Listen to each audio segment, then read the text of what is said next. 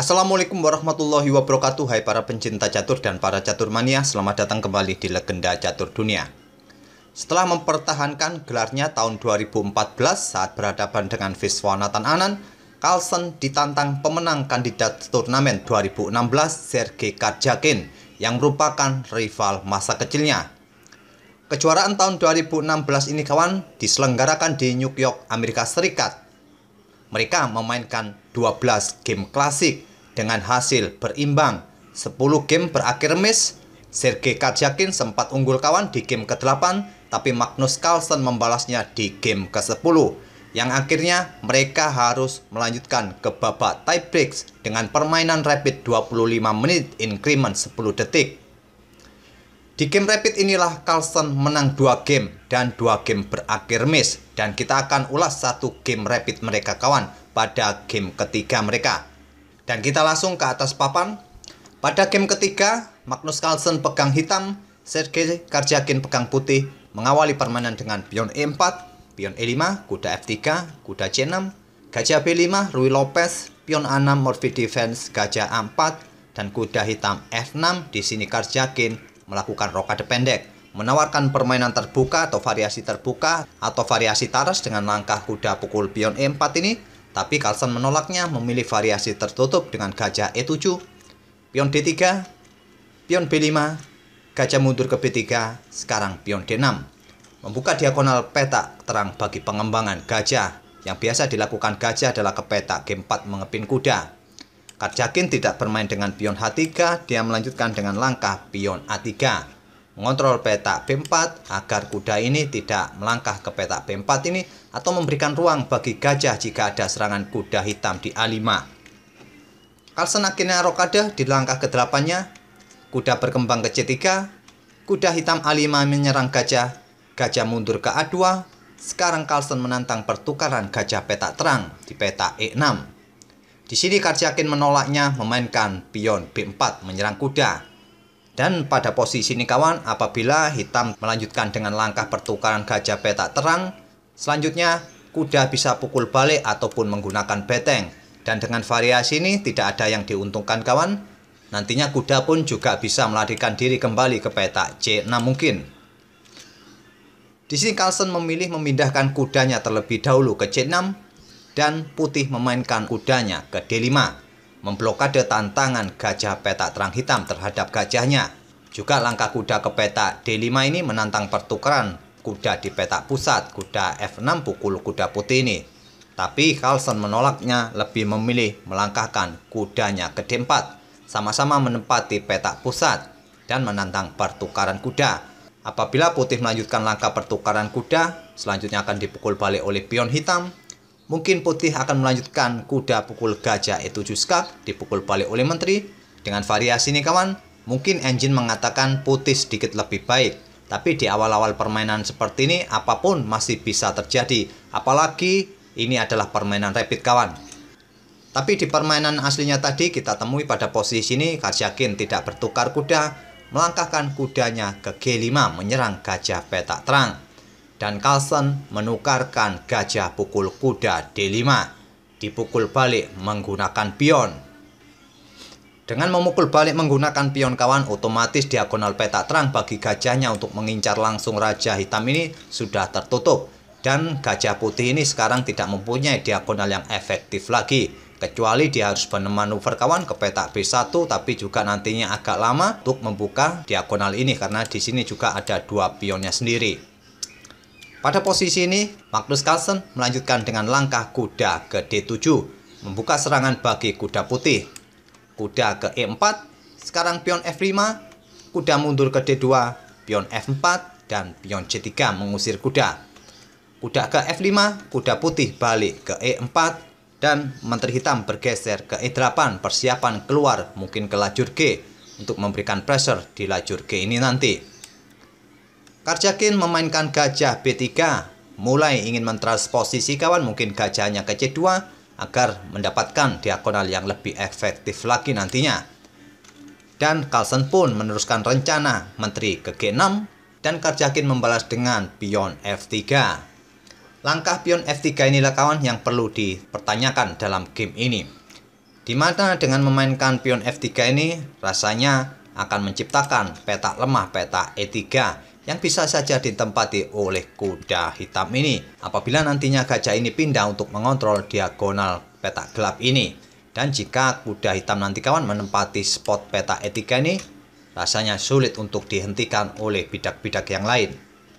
Mungkin tujuan Karjakin kawan memainkan pion F3 ini adalah nantinya akan menggeser menteri ke peta E1 atau membuka diagonal peta gelap bagi gajahnya ke D2 atau ke E1 nantinya. Tapi didahului oleh Carlsen memainkan gajahnya ke H4 dan Karjakin melanjutkan permainan di sayap menteri. Pion A4, kuda hitam F6 menantang pertukaran kuda, ditolak oleh Karjakin memainkan menterinya ke E2 dan sekarang pion A5 oleh Carlsen.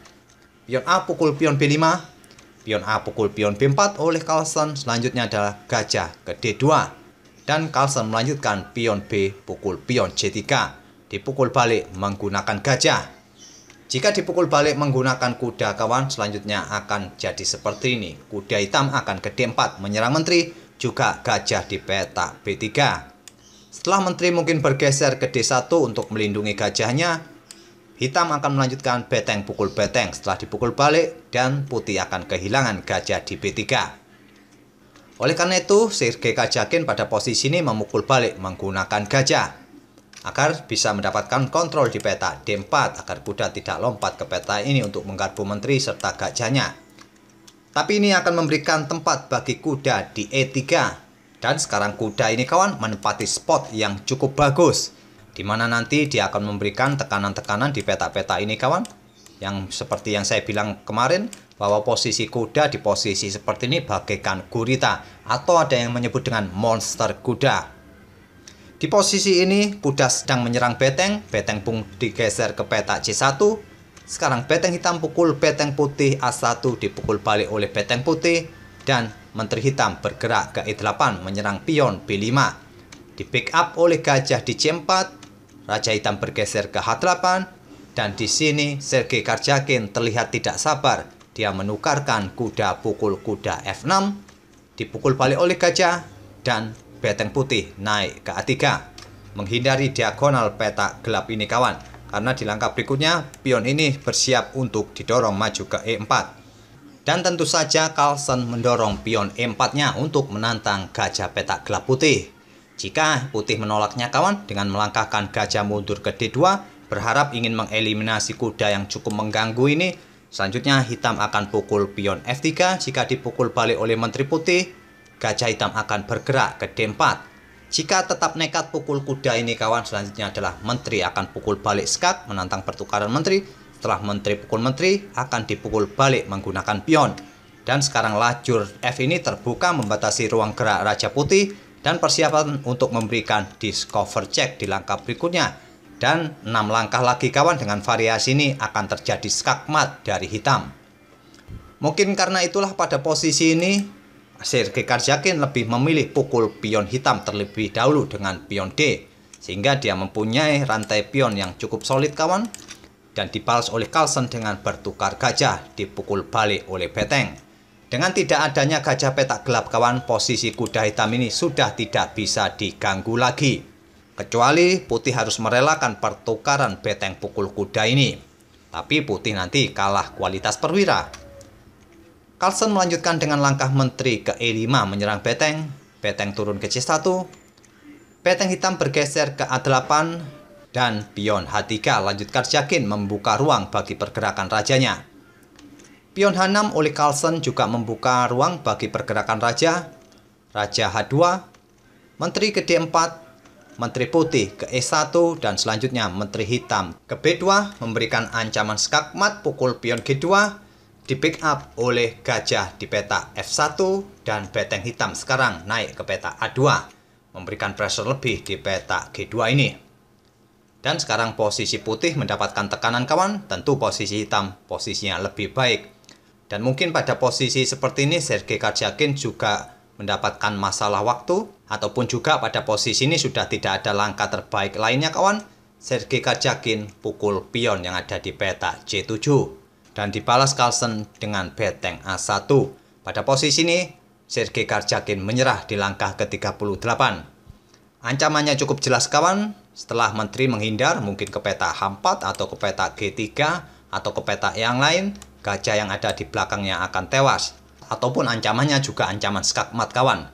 Jadi jika tidak ingin terkena skakmat, maka menteri putih mungkin akan pukul beteng hitam, setelah dipukul balik, selanjutnya mungkin beteng akan melakukan skak, setelah raja bergeser sudah tidak ada skak lagi kawan dari putih, dan mungkin putih akan melanjutkan menyelamatkan gajahnya. Tapi dengan komposisi seperti ini kawan, sudah tidak bisa lagi putih berharap remis apalagi menang.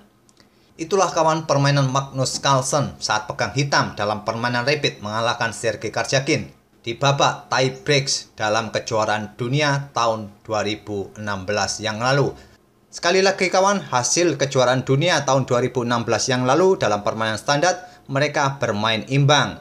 10 game berakhir remis.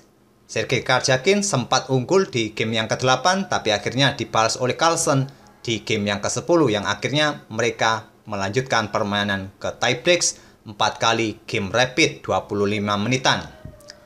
Tapi di game rapid ini kawan, Carlsen menang 2 kali dan 2 kali remis. Dan Magnus Carlsen pun berhasil mempertahankan gelar juara dunianya ini. Semoga permainan kedua pemain tadi bisa menghibur kawan-kawan di sore ini dan kita akan bertemu di video-video berikutnya. Terima kasih. Wassalamualaikum warahmatullahi wabarakatuh.